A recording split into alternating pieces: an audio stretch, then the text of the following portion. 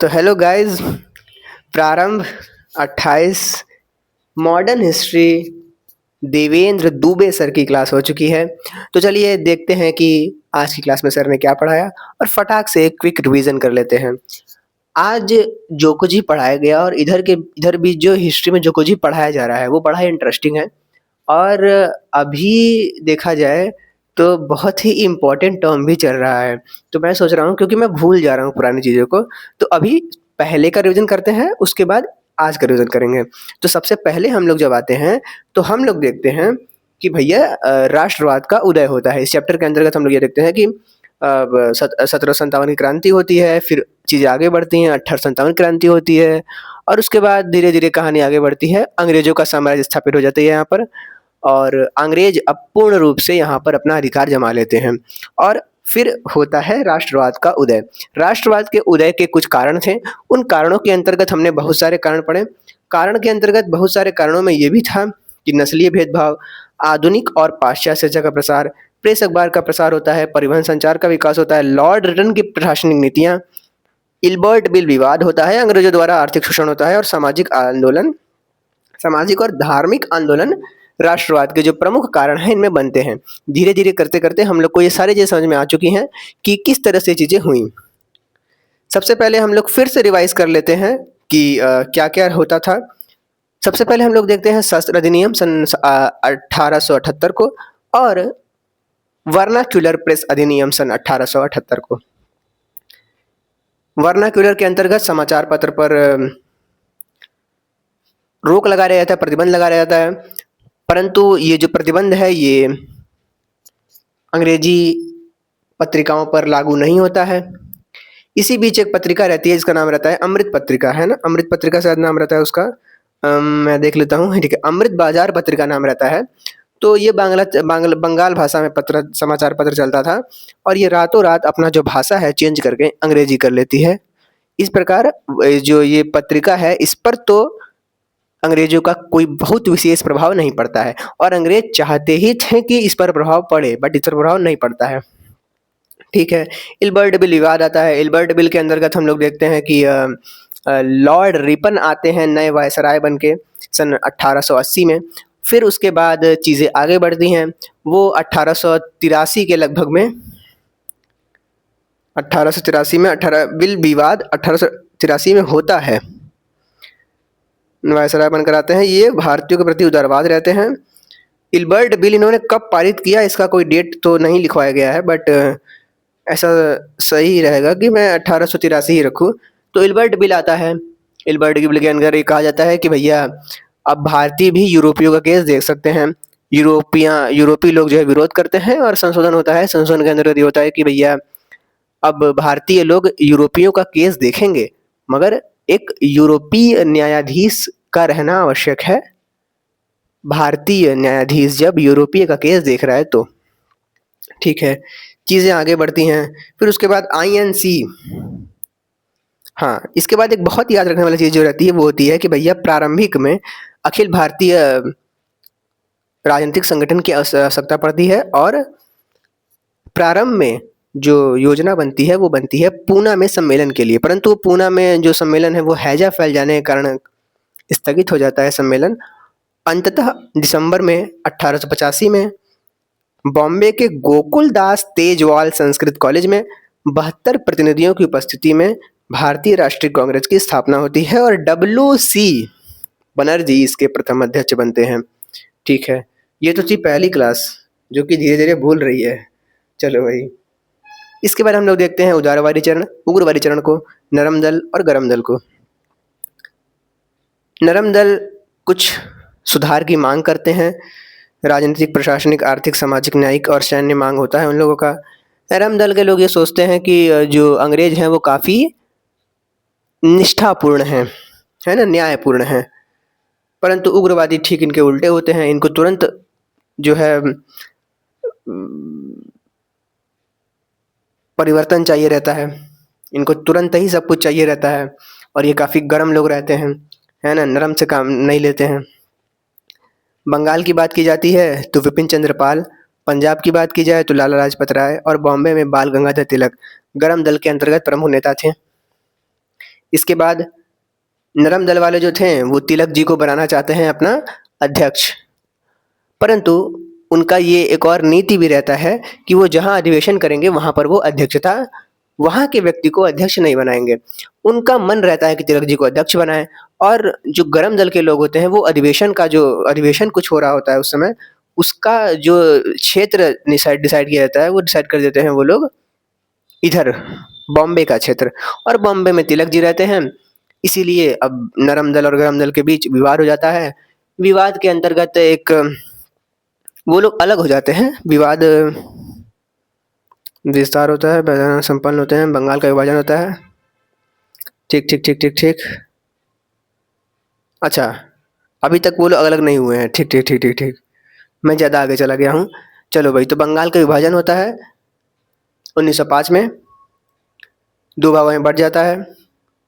इसका विरोध होता है, स्वदेशी आंदोलन होता है, चीज़ें आगे बढ़ती हैं, और आज अब हम लोग आ जाते हैं। अच्छा, मैंने लग रहा है इसमें लिया ही नहीं है क्या? चलो चलो चलो चलो, कोई बात नहीं कोई बात नहीं कोई बात नहीं। चलो भाई, तो इस तरह से चीज़ें हो जाती हैं। फिर सन 1916 में एक और समझौता होता है, लखनऊ समझौता, और नरम दल गरम दल एक साथ आ जाता है। रिवीजन अभी तक पुरानी क्लास का हो चुका है। अब आते हैं नई क्लास में। नई क्लास में ये देखते हैं कि आज हम लोग देखेंगे महात्मा गांधी का योगदान क्या रहता है। शुरुआत में हम लोग गांधी के चरण को, गांधीवाद के चरण को देखेंगे, गांधी जी के बारे में देखते हैं। महात्मा गांधी का जन्म सन 2 अक्टूबर सन 1869 में होता है, गुजरात के पोरबंदर में। इनके माता पिता का नाम तो गधा को भी पता होता है, पत्नी का नाम तो गधे को भी पता होता है। 1888 में वकालत की पढ़ाई करने के लिए ब्रिटेन जाते हैं, और 1891 में भारत लौटते हैं, परंतु इनकी वकालत नहीं चल पाती है। 2 साल बाद सन 1893 में दादा अब्दुल्ला व्यापारी के केस के संबंध में वो दक्षिण अफ्रीका चले जाते हैं। यहाँ प्रिटोरिया डरबन रेल यात्रा के दौरान इन्हें नस्ल भेद का सामना करना पड़ता है, अतः भारतीयों को भी यहाँ पर नस्ल भेद का सामना करना पड़ता होगा। इस बात को सोचकर गांधी बहुत ही दुखी होते हैं, और वहाँ पर वो नतल भारतीय कांग्रेस संगठन बनाकर अधिकारों की मांग करते हैं।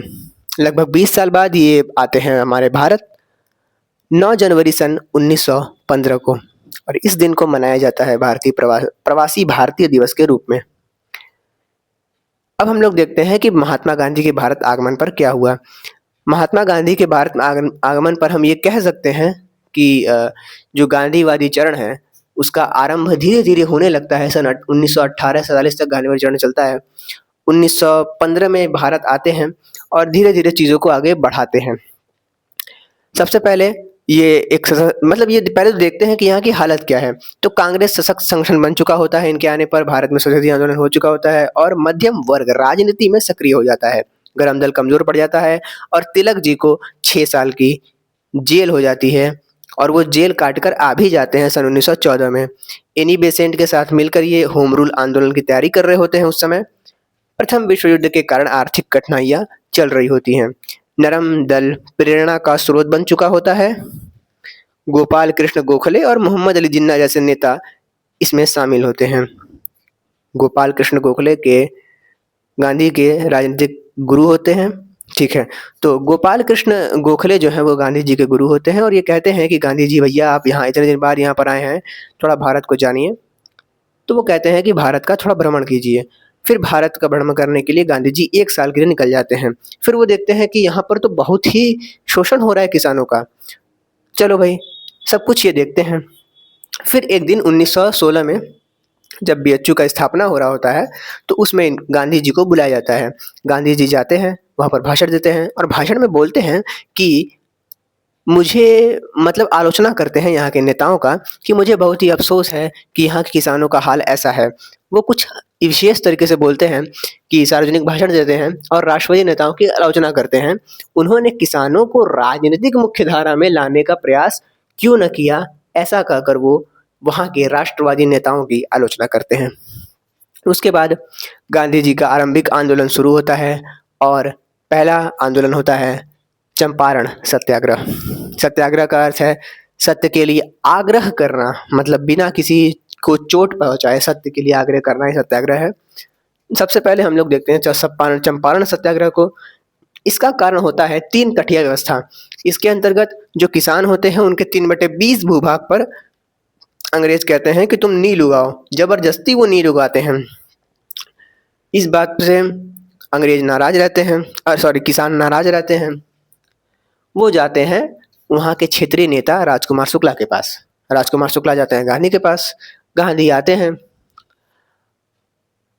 गांधी के आने के बाद वहाँ का जो गवर्नर या फिर जो कुछ भी अंग्रेज रहते हैं वो गांधी के आने पर रोक लगा देते हैं।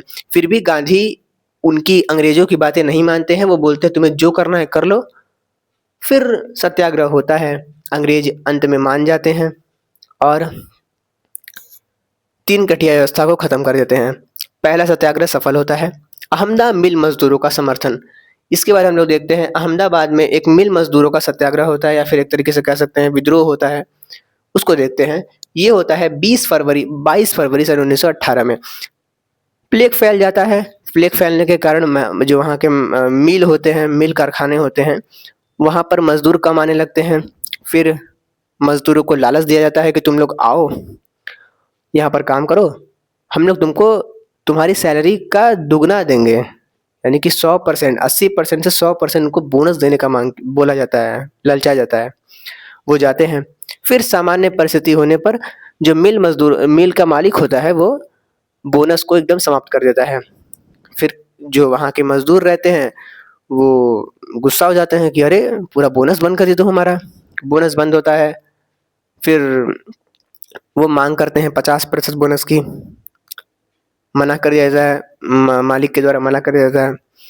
गांधी जी आते हैं, सिस्टम निपटा देते हैं और फिर उसके बाद 35%, न तुम्हारा न मेरा, 35% बोनस की मंजूरी पर यह सत्याग्रह भी सफल होता है।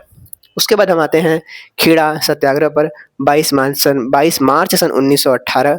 अधिक वर्षा के कारण गुजरात के खेड़ा में खरीफ की फसल नष्ट हो जाती है। हालांकि यहाँ पर सर ने थोड़ा सा गलती कर दिया था। मैंने बुक देखा और गूगल पर भी देखा तो सर ने यहाँ पर लिखवाया था कि गांधी जी कोई सदस्य वगैरह बन जाते हैं। ऐसा कुछ नहीं होता है। कोई आयोग खेड़ा के अंतर्गत नहीं बनाया जाता है।